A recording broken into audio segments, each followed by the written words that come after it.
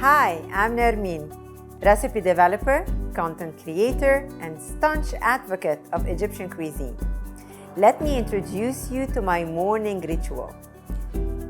Egyptian Cardamom Coffee. I'm gonna fill my cup with water. I'm gonna pour it into my coffee pot. For that amount of liquid, I'm going to add 1 teaspoon of heaped cardamom coffee. Just a hint here, add it. I will add my bruised cardamoms so they can release the flavor, and I will mix it very well. Now I heated my ground coffee with the water and the cardamom pods, and I'm ready to pour it into my cup.